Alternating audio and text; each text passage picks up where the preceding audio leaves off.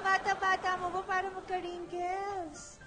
Ha? Sabi po nila, matanda na daw po ako. Matanda ka na? Hindi kaya.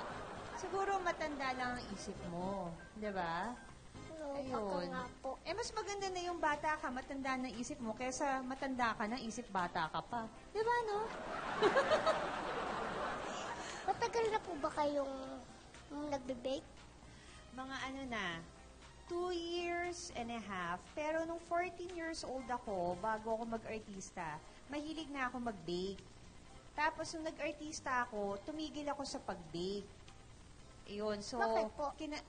Kasi na-busy na. Siyempre, mas gusto kong umarte. Tapos, nung nagkaroon ako ng time, nag-aral ako ng culinary. Tapos, nag-aral din ako ng pastry. Parang bumalik yung passion ko sa pagbe-bake. Parang sabi ko, gusto ko mag-bake ulit.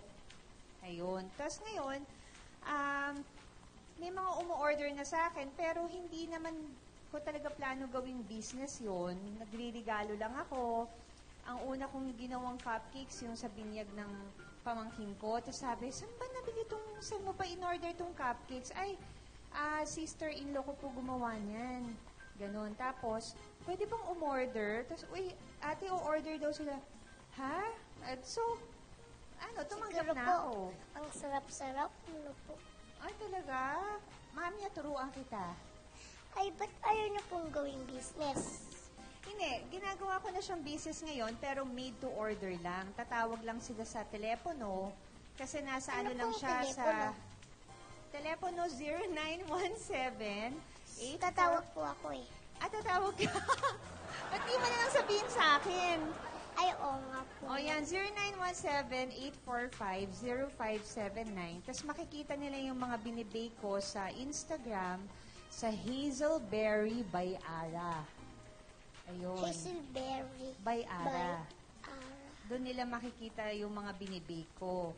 Tapos, o-order sila.